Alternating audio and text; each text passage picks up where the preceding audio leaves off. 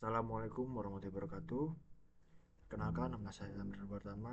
Saya akan menjelaskan tentang penamaan pada mata kuliah sistem terdistribusi.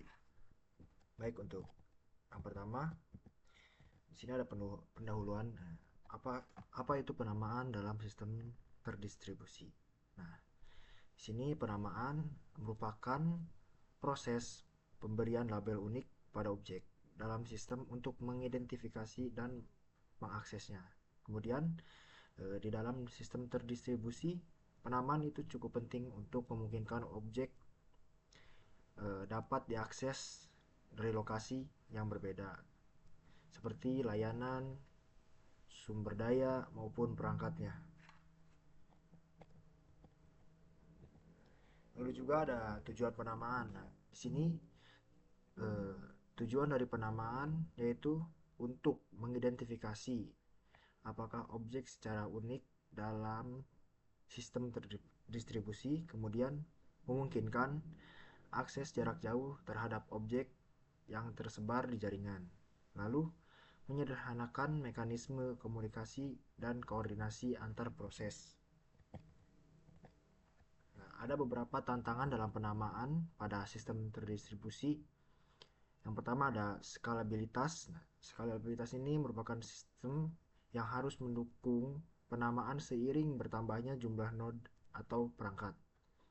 Kemudian yang kedua ada transportasi lokasi.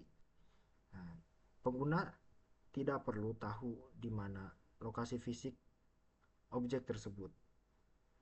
Nah, yang ketiga yaitu ada reliabilitas. Reliabilitas ini merupakan sistem penamaan harus tetap berfungsi meskipun ada kegagalan pada jaringan atau perangkat yang digunakan. Ada juga beberapa jenis dari penamaan. Yang pertama ada penamaan nama absolut. Ya, ini merupakan mengidentifikasi objek secara unik di seluruh sistem. Yang kedua ada penamaan secara relatif. Nama ini bergantung pada konteks atau lokasi. Yang ketiga merupakan penamaan secara logis. Nama yang mempresentasikan objek dengan semantik tertentu. Selanjutnya merupakan pendekatan penamaan dalam sistem terdistribusi. Ada beberapa poin, yaitu yang pertama ada penamaan terpusat. Penamaan terpusat ini merupakan nama yang disimpan dan dikelola oleh server pusat. Kemudian yang kedua penamaan terdistribusi. Setiap node memiliki bagian dari nama atau dapat mengakses direktori yang didistribusikan. Kemudian yang ketiga ada penamaan hierarkis. Penamaan ini menggunakan struktur pohon untuk mengelola nama.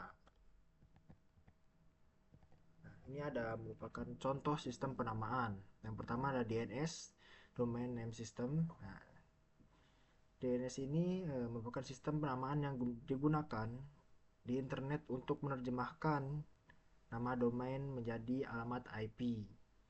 Kemudian ada juga contoh lain yaitu Directory Service. Layanan direktori seperti LDAP yang digunakan untuk mengelola identitas pengguna dan sumber daya.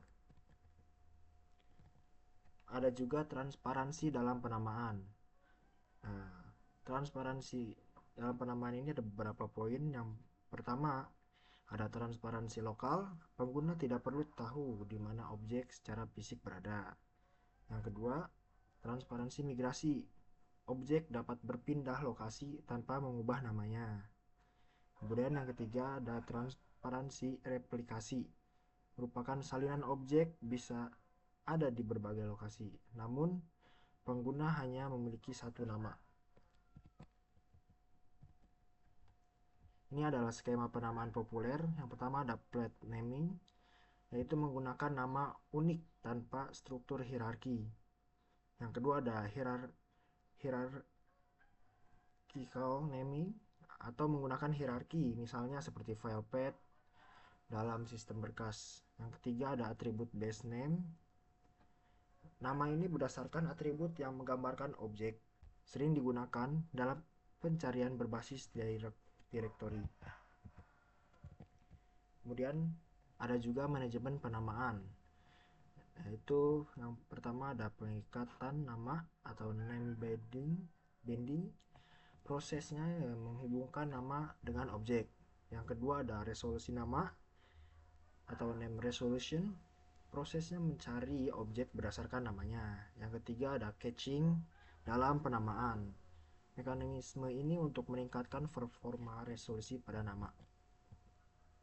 Nah, ini ada penanganan konflik dalam penamaan. Yang pertama ada nama ganda atau duplicate name. Cara menangani nama yang sama atau duplicate names ini yaitu dengan ditempatkan di lokasi yang berbeda. Kemudian ada collision name atau name collision, menghindari konflik dalam sistem penamaan terdistribusi. Yang ketiga ada penyelesaian konflik strategi seperti namespace yang terpisah atau menggunakan prefix yang unik. Jadi kesimpulannya yaitu penamaan adalah elemen yang penting dalam sistem terdistribusi. Lalu efisiensi dan kehandalan penamaan menentukan keberhasilan interaksi antar objek yang tersebar. Lalu perancangan skema penamaan harus memperhatikan skalabilitas, reliabilitas, dan transparansi. Mungkin cukup sekian pemaparan materi penamaan dari saya. Wassalamualaikum warahmatullahi wabarakatuh.